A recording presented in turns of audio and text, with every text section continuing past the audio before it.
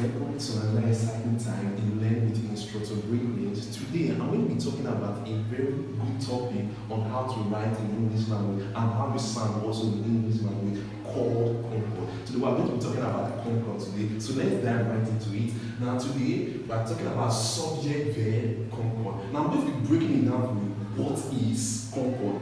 What is Concord? First of all, I'll start with subject. What is subject in English language? Subject is your noun or your word pronoun. It tells what your noun or your pronoun is talking about in a sentence. Now, what is your verb? Everyone knows what verb is. Verb is an action or a word or a doing word. So, what is Concord? Please see what is Concord. Concord means agreement.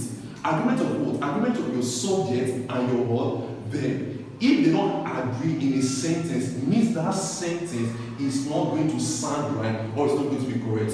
Concord is the agreement between your subject and your verb in a sentence. If they don't agree, it means that your sentence is not going to sound right. That's Concord. Now we have rules of Concord, different rules of Concord. For today, I'm going to be talking about 5 good rules in Concord. 5 good rules in Concord. Let's start with the first one. First of all, if your subject is singular, your verb must be singular. If your subject is plural, your verb must also be plural. They must both agree in numbers. That's rule number 1. Rule number 1, your verb and your subject must agree in number. Anytime you get subject in English language, it means your noun or your what? Your pronoun. Let's go right into it. Now let's look at this one. First of all, I'll give you a little tips on what to know. Now anytime you add s or es to your main verb in a sentence, it becomes singular. But when it's not there, when your es or s is not added to your main verb, it becomes what? Plural. Normally, if you add s or es to anything, it becomes plural. But in verb, when you add es or s to your verb, which is your action or your main verb in a sentence, it becomes what? Singular. Because we are going to be using it, so you also all have to know it also. So let's dive right into it. Now look at it. Example 1 is said, it teaches what? English. Now this one is correct. Why? Because the here is singular. Singular subject. And this teaches here is also in what? Singular. Singular. They must both agree in what? In numbers. That's why you cannot say he teach English. He teach English. That's why you cannot say what? He teach what? English. Because now look at this. This one here, which is your verb, action word, which is your verb, is in a plural form because there's no s or es attached to it. Means there is a word plural form. Plural. And this your e is also in a singular form. And they are not agreeing in what? In numbers. Please in mind, this must agree with your word, your verb. This is singular and this is plural. That's why it's not sounding right. It teach English because they are not agreeing in numbers. This is singular and this is plural. See, they are not agreeing. That's why this one is the right one to use. It teaches what? English. Look at the singular subject and singular word verb. Both agreeing in numbers. If your verb is plural, your subject must be plural. If your verb is singular, your subject must be singular so that they can both agree in a sentence and it can also sound right in a sentence. Now let's go to the next one again. They teach English. Now this one is correct because the they, which is the word, the pronoun, is in more than one. They, because when you say they are more than one. So they, here is plural subject, and this is what, which by verb is also in a plural form. There's no es or s attached to it. Means my verb, this is the action word here, is in plural. Plural. And you see, it sounds right in English language.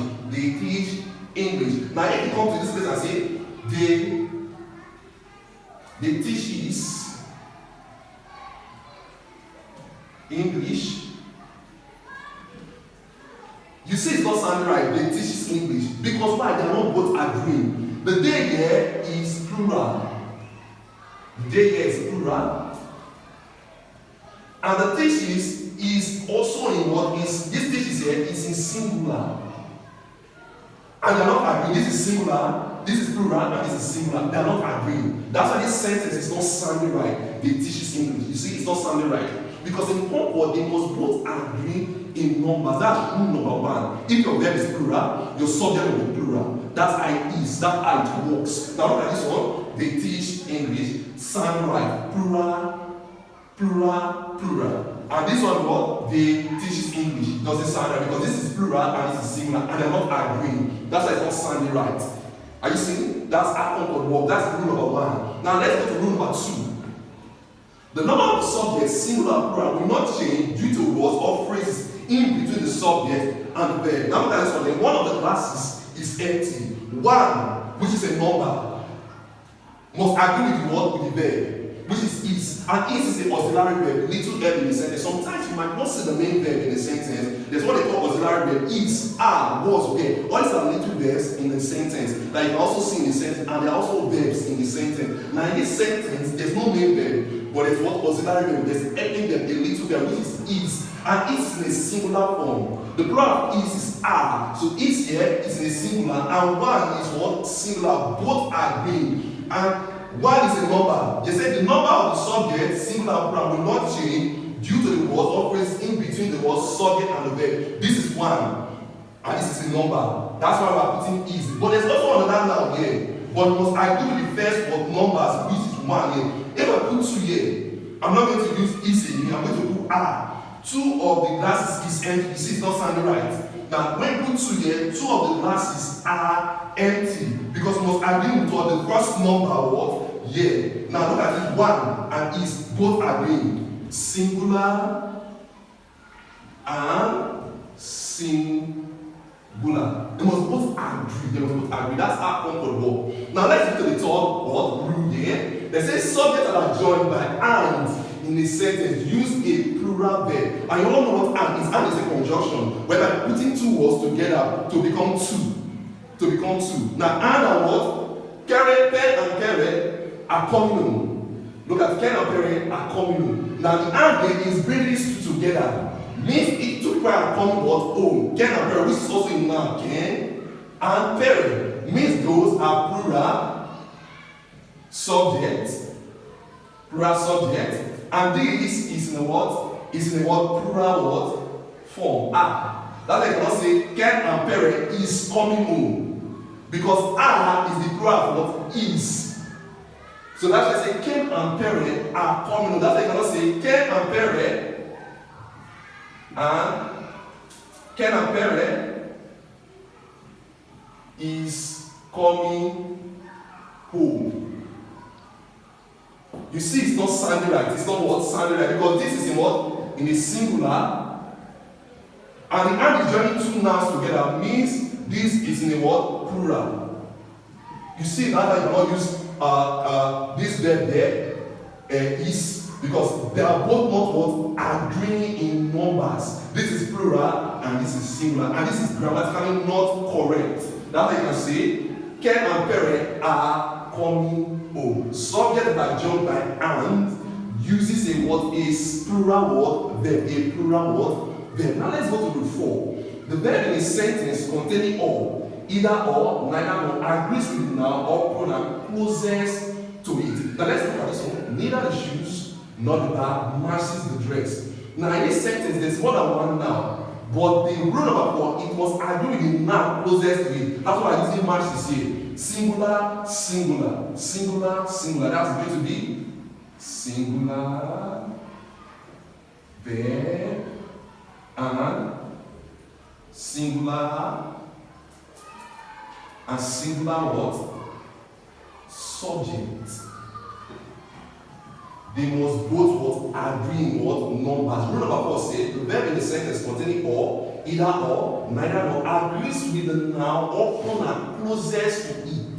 Closest to that rule number 4. That's why I what agree with the word bag here and the matches. Bag is singular and the matches is also what singular. The matches is the what action word. The action word means is singular and there's es here. This is singular. Because I said anytime you add s or es to your verb, your main verb, it becomes what singular. And when it's not there, it becomes what plural. Now let's go to rule number 5 in Concord. That says that when the subject is followed by the words such as well and long with beside not. Ignore them and use a singular verb if the subject is singular. Use a singular verb if the subject is what? Singular. Like that is Fred as well as his dog is expected what? Shortly. The subject and the main bone of contention is Fred. That's why I'm using the word a singular word there here. This is here and there, and Fred is. So it's going to be Fred is what? Singular, subject, and singular verb. Anytime, I'll come back to rule number 5 again.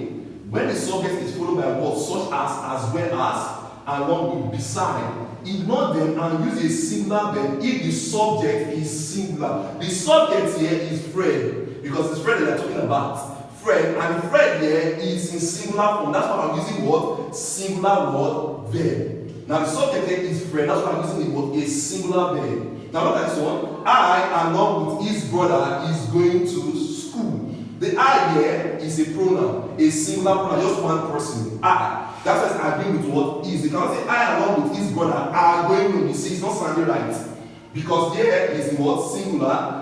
Yes, supposed to be also in what? Singular. That's why I cannot use the word are. So I'm going to write it here. Singular and singular. Now let's come back again. What is concord? Concord is the agreement between your subject and your verb. And what is subject? Subject is your noun or your pronoun in a sentence. Now, if they don't agree, it means that your sentence is not what? Correct. Rule number 1 always goes a long way in concord. They must both agree in numbers. If the one subject is plural, the verb must always go with the word plural. Now, that's how concord works. Concord is the agreement between your subject and your verb. If you want to know more about concord, please chat me up in my comment section. I'll be very eager to answer you properly. Now, please like and click on the notification button also, and subscribe to my YouTube page, because I'm going to be teaching a lot, dissecting English language properly for you, on how to pass examination also, on how to write, on how to speak in English language. Thank you once again. Thank you.